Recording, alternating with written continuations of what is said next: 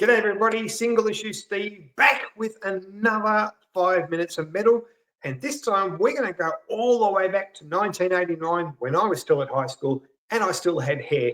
I'm going to talk to you about a great thrash metal band from, God, I can't remember where they're even from. They're from the US, I know that much, but and they're called Metal Church. So Metal Church originally started as a band called Shrapnel in 1980.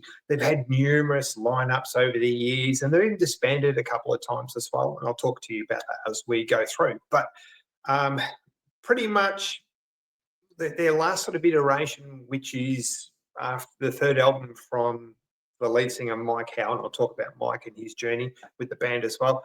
That third album was called Blessing in Disguise. I'm really sorry, this cover is very hard to see, but there you go. So this is my first introduction to Metal Church. I absolutely loved it. But the band actually really came into prominence with heavy airplay of a song called Watch the Children Pray, which came off their album in 1986, which is called The Dark.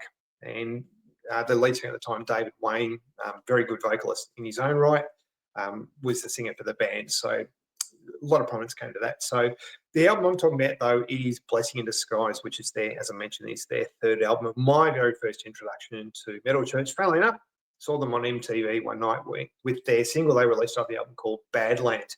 Now, the whole album is just a freaking cracker. It's just an absolute ripper of an album.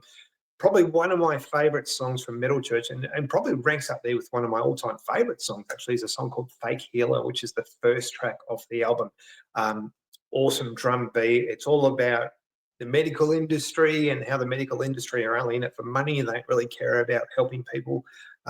It's all about, you know, the almighty dollar. And it's quite topical when it talks about like the American, what would you say, the American medical system and things, you know, medical insurance and stuff. So they touch on that quite a bit too. So they do another song called Rest in Pieces, which is all about the Titanic. It's got a ripping drum intro to it as well.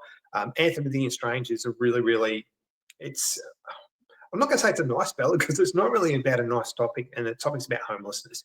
And it's very powerful song as well. But this is an absolute cracker of an album. I love this album. Definitely jump on YouTube and check out the single for Badlands. So as I mentioned, Mike Howe was the singer for this band at the time. So David Wayne had left by then. I know David Wayne had some health complications and unfortunately passed away due to those health complications a little bit further down the track. But the three albums that Mike Howe was a member of Metal Church with was Blessing in Disguise, The Human Factor, which I love as well, which is the album after Blessing in Disguise, and then Hanging in the Balance before he decided to pull the pin and, you know, leave the metal scene for a while. But they eventually got him back and they reunited in 2012. So they went on their third hiatus as a band in 2009, I think it might have been. Yeah, 2009.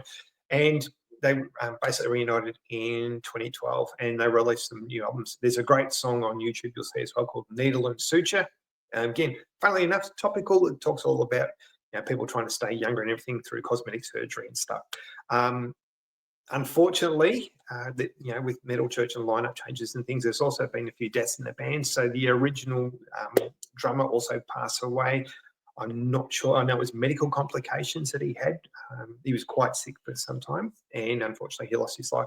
For me, one of the biggest and saddest things about the whole Metal Church thing is Mike Howe, who actually left and came back and did some great live gigs, like they did Barkin and all sorts of stuff. Unfortunately, in 2015, he took his own life. So one of my favorite singers, and I love his vocal style. Unfortunately, he's no longer with us. But if you want to hear Mike at his absolute best, make sure you check out Blessing in Disguise. It is a really good thrash metal album. Everyone talks about, you know, Metallica and Megadeth and Slayer and Anthrax. As far as I'm concerned, Metal Church should be up there with those guys because they were absolutely fantastic at their time. They do have a new singer now. I don't know anything about the new singer, I'm sorry, but I will definitely be checking them out. So Blessing in Disguise, take a trip back to 1989. Some of you might not have been born then.